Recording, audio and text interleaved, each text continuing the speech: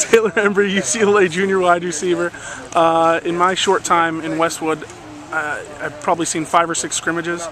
I think I've seen 5 or 6 defensive scrimmages. Or, I think they've been won by the defense 5 or 6 times. Why? Like I was saying yesterday, the defense, you can get away with some 1 or 2 guys messing up and someone making up for that athletically. And when you look at our defense, I mean, you got guys like Akeem Ayers, Raheem Moore, Sheldon Price, Nate Chandler out there.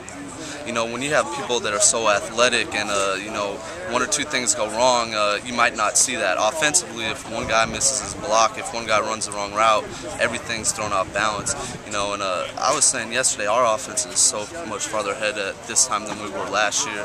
And, you've seen big plays being made offensively, but we just got to get things clicking. It's a rhythm thing with us, and that's what camp's for, getting that rhythm under control, finding that rhythm.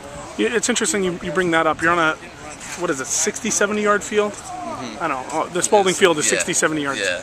That's different than the 100 yards you're going to be playing on. Yeah. Knowing that it's a smaller field, knowing that you're going play to play and call to call, does that change how an offense can get in the rhythm in a scrimmage atmosphere? Because it almost seems like you guys, it almost just seems hard to develop, what you're going to get in a game scenario offensively. Yeah, well, definitely, like you said, it's a shorter field. They try to, make it so that it's still an 80-yard drive for us.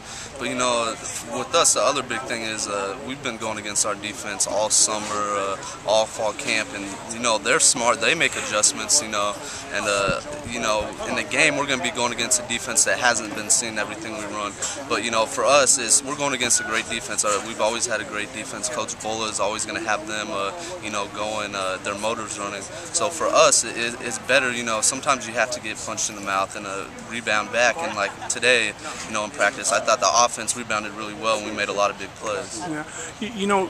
You get that work in the 7-on-7s, you get the individual work, and that all works on the timing between the quarterback and the wide receiver.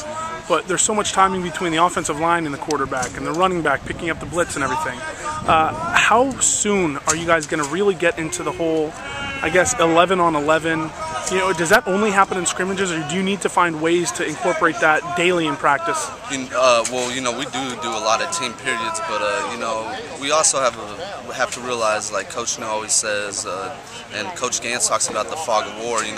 There's a difference between scrimmage and we do a lot of 11-on-11 practicing, not tackling, but once it's full speed, we can't panic. We got to do everything that we've been doing, because like you said, we do the 1-on-1, 7-on-7, and the linemen do their 1-on-1s, and the offense, we have people that compete just as well as the defensive guys do, but we just got to bring it together.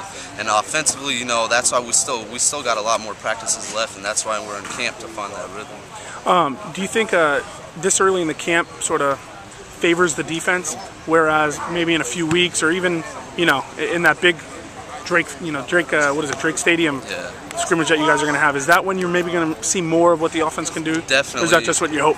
Well, like I said, offensively we're so much farther ahead this year than we were last year. But we still see flashes. In the scrimmage yesterday, the first 3 plays we had 11-yard run, 7-yard run, and then a 4-yard run. We just got to be consistent with it.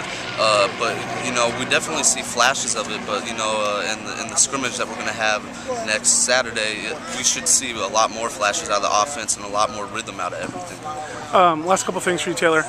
You obviously lose Terrence Austin. That's a huge weapon. But overall, the receiving core just appears to be better than it was last year. You, Nelson, and Josh, obviously a year more under your belts. Randall seems to be coming along. Ricky Marbury. Do you think, as a whole, say 1 through 5 or 6, you guys are probably better than last year? Definitely, I'd say we're better. What happens when you lose someone like Terrence Austin? He's a veteran guy. He was a tough guy, and we lost him as a receiver, but also as a punt and kick returner. I think on the receivers, from a receiver standpoint, we have guys that have done a good job of stepping up, trying to fill his shoes. But like you said, me, Nelson, we have a year more of experience. Josh Smith has a year more experience, and Ricky and OC are doing a great job right now of stepping up and trying to find their place in everything. So I think as a receiving core, we lost a great player in Terrence Austin, but I think with the experience and how the young guys are stepping up, we're a lot better. Good stuff. Taylor Embree, UCLA junior wide receiver. Not Embley. Embree. You got it this time. Awesome. Thanks, man.